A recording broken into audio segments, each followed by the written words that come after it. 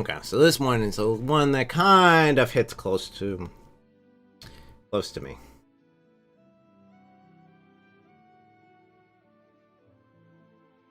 A little bit of history with myself. I've been married twice. My previous marriage was a very abusive relationship, verbally, emotionally, and also physically. Well, sexually. So, yeah. Yeah, that was not a terribly enjoyable relationship. And the thing is, when you're in those sort of abusive relationships, and if you are in one, the best thing you can do is surround yourselves with friends. Because they'll see it before you do. And I didn't see it. I didn't see it until a friend of mine finally stepped in and said, hey, this is not right. What's going on here is wrong. They are abusing you. They are not only abusing you, they're then going around and slandering you and telling others that you are an evil person. So, and even then, when I was in that abusive relationship, I didn't see it as an abusive relationship. It wasn't until a year after that relationship had ended, and I wasn't the one that ended it. She was. She decided I was going to leave. I want a divorce. I don't want anything to do with you. I look back now, and I wonder, looking back at it, I wonder if she was a type that wanted the spotlight always to be on her. And the way she did that was by claiming victimhood. Which doesn't surprise me nowadays, but again, this is years and years and years ago that this happened. So, I look back now and I wonder, again and again, if she was trying to get me to hit her. She was trying to get me to abuse her in such a way that she can claim victimhood and say, look how bad your brother in Christ is. Look how bad he is because he is so abusive. And forget to mention the whole, I pushed him to the extreme. So, no, I never did. And I think she eventually got tired of playing the game, and she started seeing her house of cards fall down. Because she was very manipulative, she would lie, she would try to play people against each other, and eventually that always falls apart. Because people end up talking to each other, and it's like, wait, hold on. The story I get here is not the same as she's told me. One of these things just doesn't match. One of these things just doesn't line up.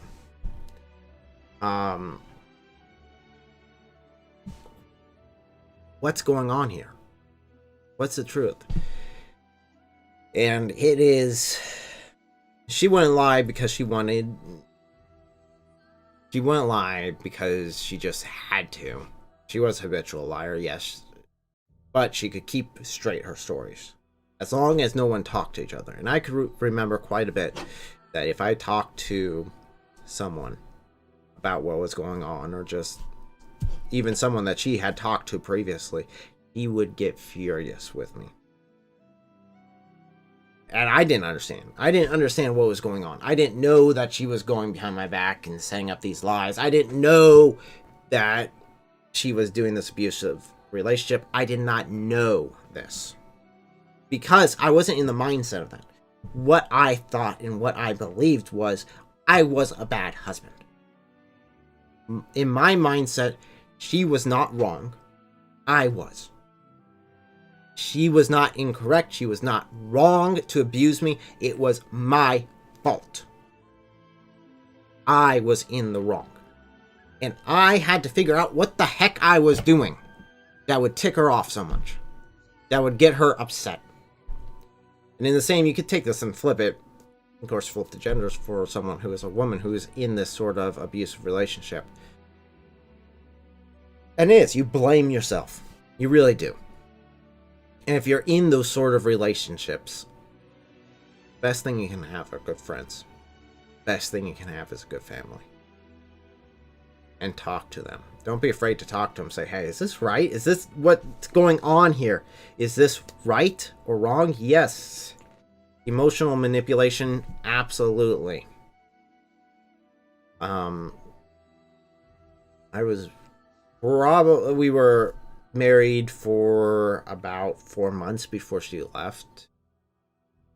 No, 6 months before she left. It was half a year before she left, I think.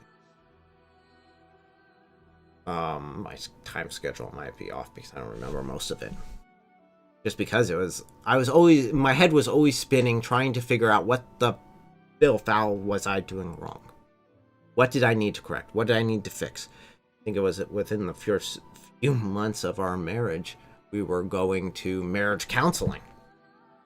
And I'm sitting there thinking, now, I hadn't been married before. I didn't live with her before. So I figured, you know what? This is what marriage is. I mean, granted, I've heard a lot of people joke about marriages being like, oh, well, these sort of things happen. You get upset. You can go to marriage counseling. But normally that happens a few years into this thing, not a few months. I mean, we were like on month 2 and going to marriage counseling. It's like, wait, what? Okay. Go. I'm really confused, but I'll go. This is good Christian marriage counseling. We went to a local Christian group again for counseling.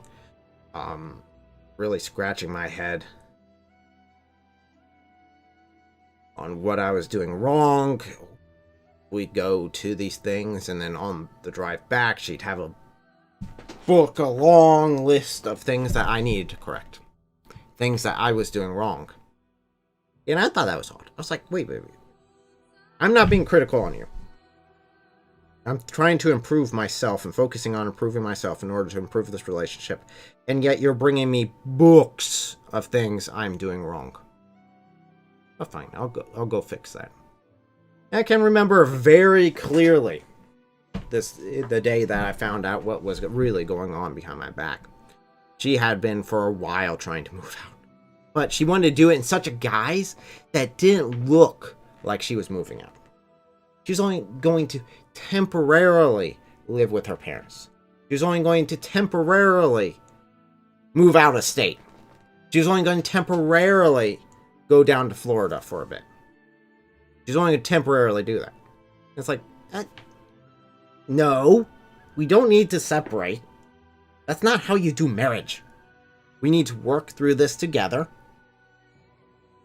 But eventually, a friend of mine called me and said, yeah, this is what's been going on. And it looked odd at first. I thought maybe she was misinterpreting some things. I've known you since you were 6. If you're listening to this video, you know exactly who you are. And there are some things that are going wrong in this. This is absolutely wrong. She is taking a reputation and putting it through the mud. There are some friends that still to this day will not talk to me because of some of the things that I guess she's told them.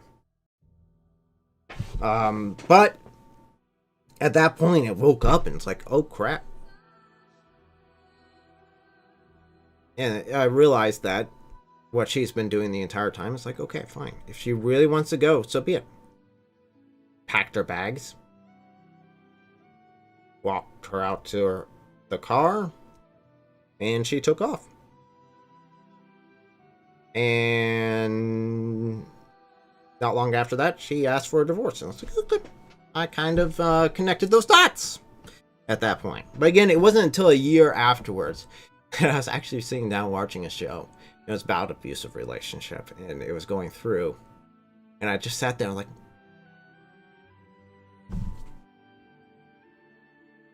oh shoot. The dots, they be connecting. I seem to see a conclusion here. That, oh crap. I was in an abusive relationship.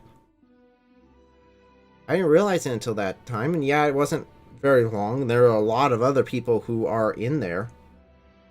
um, that get in the severe abusive relationships who stick in there. You know what? Get out of them. Don't stay in an abusive relationship. It doesn't help you and it doesn't help them. And I'm not talking about, oh, he said something mean to me last night, or oh, she said something mean to me 2 weeks ago. No, that's called a relationship.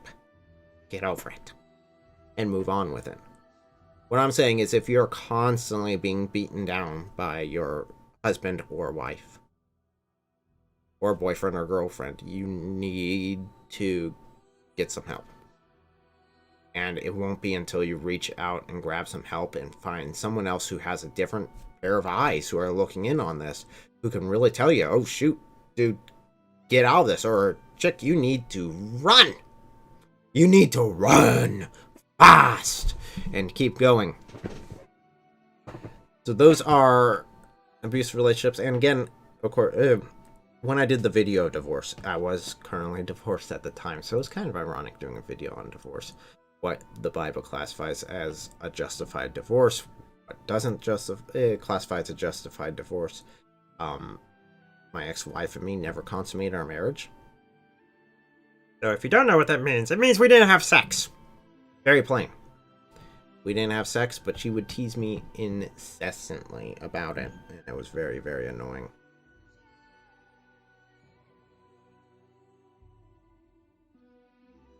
Yeah.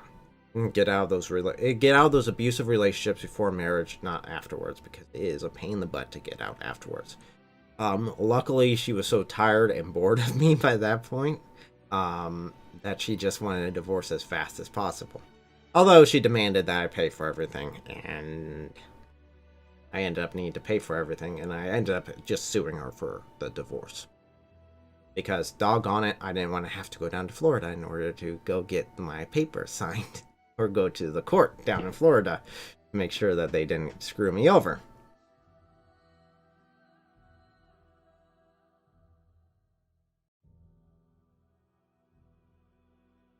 And it is, in those sort of relationships, if you are, and you're staying in there because, well, I don't want to leave him/her because of, it might hurt them.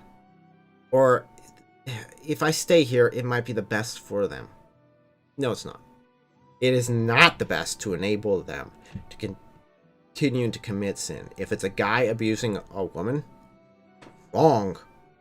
Wrong, so wrong. There are about every guy out there that would just shoot the guy on sight.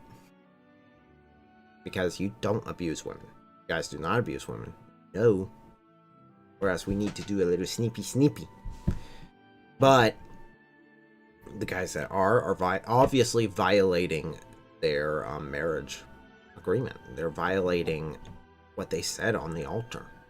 To protect them? That's not what you're doing. That is wrong. That is so wrong. So I guess that's a quick snippet of my